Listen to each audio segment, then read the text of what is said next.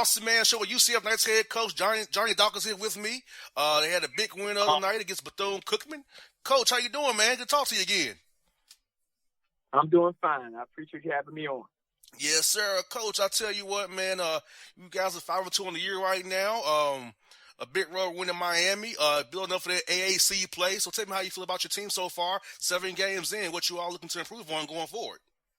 Well, we like our group. We had a good group. They're working hard, still, building our chemistry and continuity like most teams are this time of year. As you know, it's early, so there's a lot of room for everybody to improve.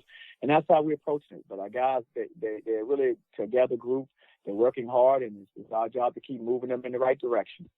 I hear that, Coach. I know you was a little upset that you guys was kind of sloppy against Bethune-Cookman. So tell me about what you're using the next few days to get those guys back in tune for you all play Will Jones A&T on Saturday, because I know you want you guys to play clean and play the right way and, play together and make the right decisions on the court offensively and defensively as well.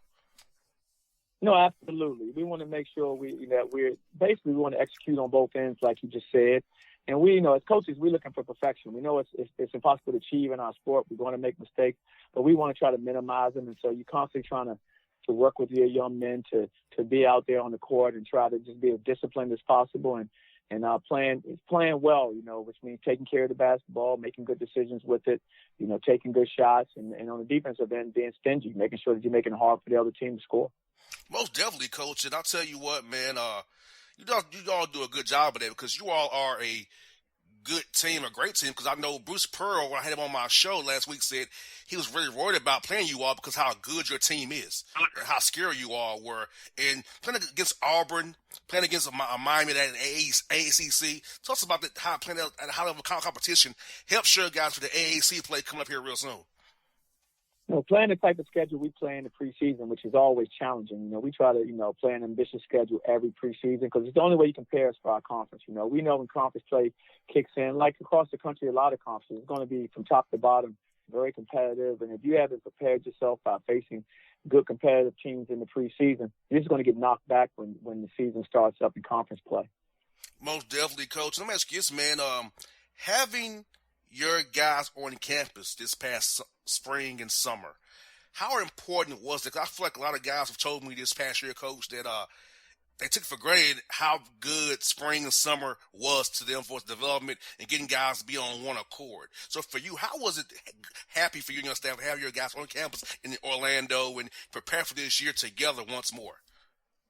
Well, it was hugely important for us. I think our guys all realized that after last year with COVID and not having your guys around for the spring, for the summer, for even part of early fall, it felt like, because of the quarantining and all the protocols that go along with that. So it made it very difficult and disjointed.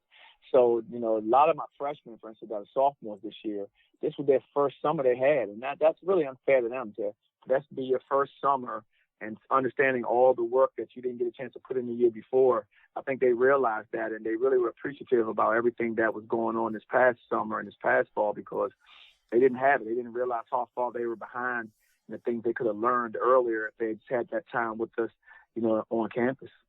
Yeah, Coach, and I feel like this, man. I know when I played ball from 05 to 08, if I was at home here in Atlanta, it was how I was when I was in Nashville at Tennessee State. I wasn't the same guy.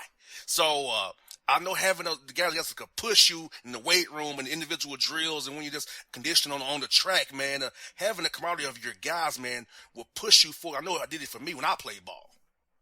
Definitely, and nothing like coaches and the staff, pushing you. It's hard to push yourself to a level someone else can. And so we all need people to help us get better. And that's what we're here to do. We're here to mentor them on and off the court, helping them grow, these young men. And I think they realize that. They're very appreciative of it.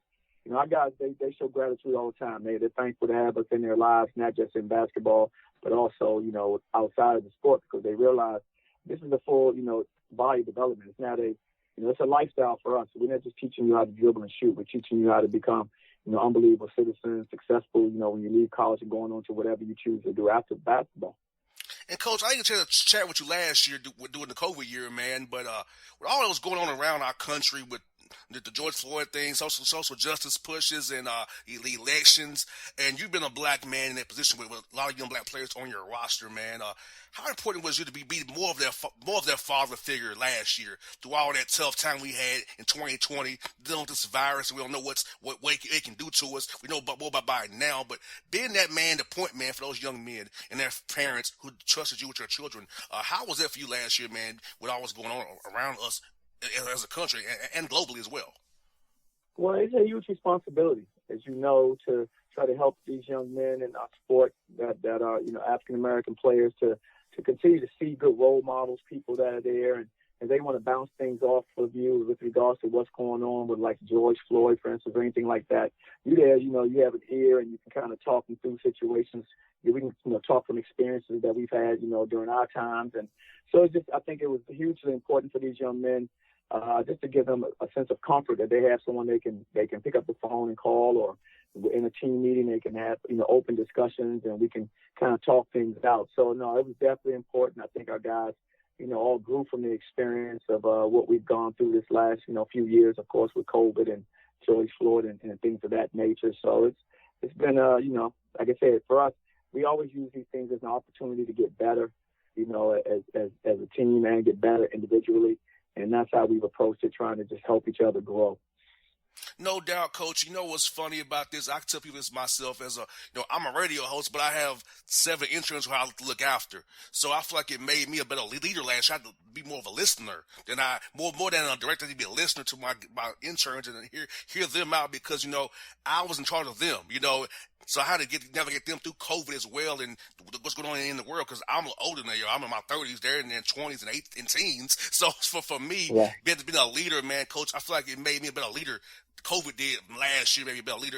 And I focus more on the mental health aspect of my interns. And for you, having young men with different backgrounds, mental health and playing basketball, tough sport, condition always there. So tell me about the mental health aspect for your team as well last year, Coach, and this year as well. Make sure those guys have an outlet to talk to you, whether it be something going on. Because I know some young men don't only want to tell their coach, hey, I'm having a bad day, Coach. I might be a little down. So how have you opened up the door for them to be open up about their mental health towards you and your staff?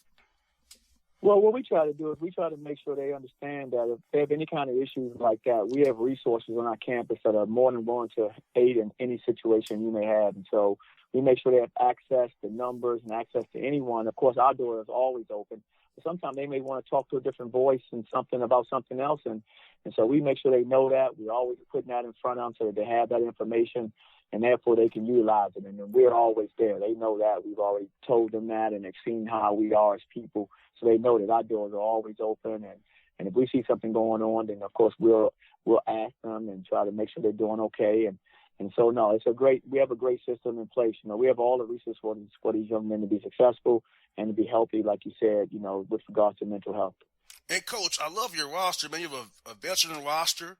Being in college basketball, Coach, the older you are is what you want to be. And you have some great older guys on your roster, man. Tell me about those young men, how they're leading your young freshmen and sophomores who got a COVID year, extra year to be around the program. Some of your older guys did as well. Talk about that, having that veteran roster. They do so much teaching, but more so just, hey, scheming and coaching up and make sure your culture is set for guys coming in that you've signed here in this early signing period and going forward. Well, we do have some experienced guys. We were fortunate. We returned most of our roster from last year. I think probably there's no team in the country probably returned any more players than we did. And so that was exciting. And then these guys worked hard this off season, and we've gotten off to a good start. We have guys like Darius Perry, who was, a senior for us, a fifth-year senior who has played the point for us, really, continued to improve. He's got, his game has gotten better. He's making the guys on our team better. He's playing at a high level. And he's doing a great job of leading. He's one of our captains.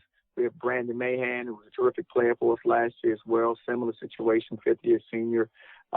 Brings a lot of experience back as well. Just a 3-level scorer, really good teammate, makes guys better as well. We had a good transfer in.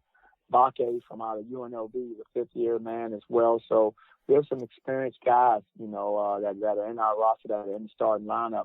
And those guys all, have been, really good assets to our program because not only have they been talented players, but they've been, unbelievable teammates. And then helping the young guys get better because every day they're pushing them in practice and competing against them. But they're also teaching them and walking them through what we want in our program and our culture and what our standards are at UCF.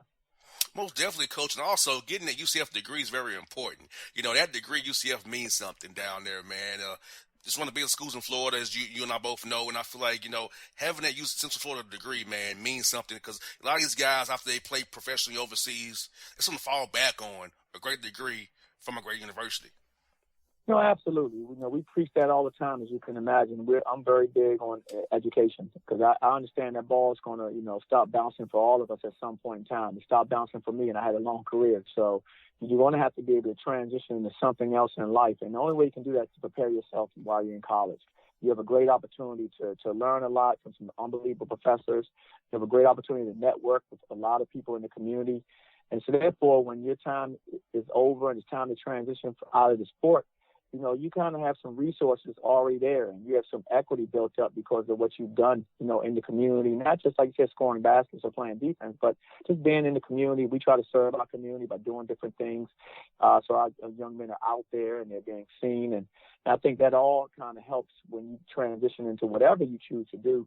That there's a feeling of the community wanting to kind of rally around you and support you and kind of help move you into the next direction. And, Coach, a big game on Saturday against Will Jones and A&T. Coach, I'll tell you a quick story about Will Jones. I was a Tennessee State coach. He was a GA for Coach Alexander when I was at Tennessee State back in the day. So it's funny seeing him as a head coach and when I saw him as a GA when I was a freshman there, man. So it's crazy seeing Will as a head coach. Tell me about that match with Will Jones and his team out of the Big South there, man. Well, I mean, he's done a terrific job. His team is very competitive. He's recruited a lot of talented players. So, I really like what he's doing. I think he does a great job. We're still studying him now because we don't play until Saturday. But, the more I've watched, the more I've been impressed with him and his way of style of coaching. And I've been impressed with his personnel. So I'm still learning, as I said before. We still have several more days before we play them. But what I've seen, I really like. I think they're in for a really good season. And, Coach, tell me about the state of Florida. I mean, there's so many great D1 schools in Florida, man. I'll tell you what, from every conference level, I mean, all over the state, man. So tell me about just how you all coach together in Florida, man, the camaraderie you guys have together as one collective down in Florida, man, all the schools you have, all the great coaches you have, all the contacts you all have in that state, man, because all the players are there as well, man. Tell me just about your state of Florida, man, your schools and the guys you all down who coaching together, man, in this fraternity, man. Oh, no, you have some terrific coaches, throughout our state, of course. It's a good-sized state. You have terrific coaches. You have some terrific talent. And I think they do a good job, from the grassroots up, just bringing our young people along, helping to develop them, helping to develop their talent. And it starts early. It starts in elementary school. And I think these young men have, really good support systems here, whether it's through the grassroots programs, AAU programs, all the way up to, their high schools, that they're getting, taught well, they're learning the game the right way. And then, of course, then your talent can just shine when you've got your fundamentals down. So, we've been very fortunate, and it's a great connection. They do a number of things like coaching seminars and bringing coaches together in different communities to kind of share knowledge and information. And that's what it's about. It's about giving back to these young people. It's about giving back to the game. And I think here you have a lot of coaches who are open to that, which has been, it feels good to be a part of that type of community. Coach Dawkins, thank you for your time today. Coach Dawkins, look forward to seeing you down the road real soon, man. Best luck to you this rest of the season. Stay healthy and be safe, man. I appreciate it, man. You take care, all right? We'll do, Coach. Thank you, Coach. Be safe, buddy. And Merry Christmas. Take care. All right.